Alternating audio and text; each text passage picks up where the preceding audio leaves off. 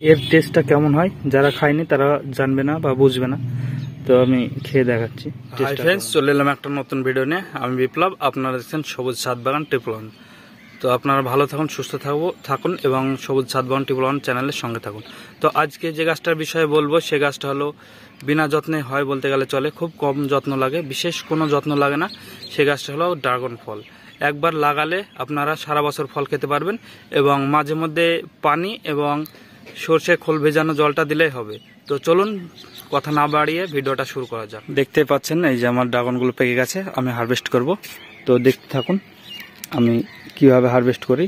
Dragon ফল harvest করা খুব সহজ, এইভাবে আস্তে আস্তে ঘোরালেই ফলটা হারভেস্টিং হয়ে যায়।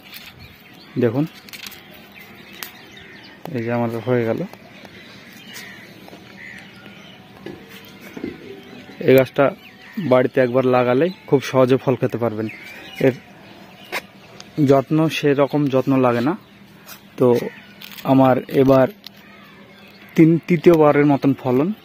তো দেখতে পাচ্ছেন এর আগে আমি মোটামুটি দুবার হয়েছিল, পেড়ে নিয়েছি। এর আগে 6টা হয়েছিল, তারপরে আবার এই যে 6টা আমি হারভেস্ট করছি। আজকে নভেম্বরের 4 তারিখ। তো দেখুন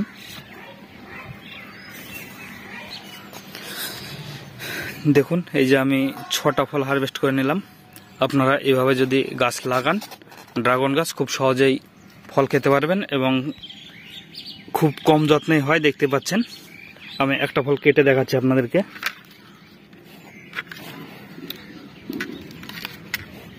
ভিতরে কালারটা কেমন দেখাচ্ছি দেখতে থাকুন।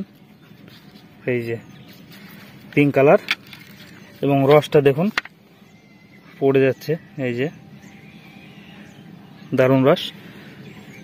দেখুন আপনারা ছাদে একটা ড্রাগন গাছ লাগান, খুব কম যত্নে হয় এবং বিশেষ কোনো যত্ন লাগে না। মাঝে মধ্যে জল দেবেন এবং মাঝে মধ্যে সর্ষে খোল ভেজানো জলটা দেবেন, তাহলেই হবে। তো কালারটা দেখতে পাচ্ছেন, দেখে বুঝতে পাচ্ছেন নিজে হাতে ছাদ বাগান থেকে ফল পেড়ে খাওয়ার মজাই আলাদা। কিন্তু এভাবে যদি আপনারা নিজে হাতে ফল পেড়ে খেতে চান তাহলে একটা ড্রাগন গাছ লাগাতে পারেন। আমি ফলটা খেয়ে টেস্টটা একটু দেখছি কেমন। এর আগে আমি টেস্ট করেছি, যারা হয়তো দেখেননি তারা টেস্ট সম্বন্ধে যারা খাননি তারা হয়তো জানবেন না।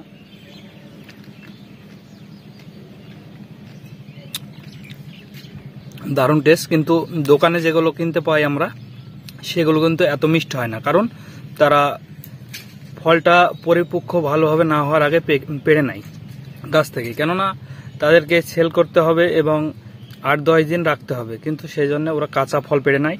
আর ছাদ বাগানে যখনই আপনি করবেন তার ফলের সম্পূর্ণ টেস্টটা পাবেন, কেননা আপনি ফলটা পাকার পরে আপনি হারভেস্ট করবেন। কিন্তু আর যারা কমার্শিয়ালভাবে চাষ করে কিন্তু তারা একটু কাঁচা থাকতেই তারা হারভেস্ট করে নেয়।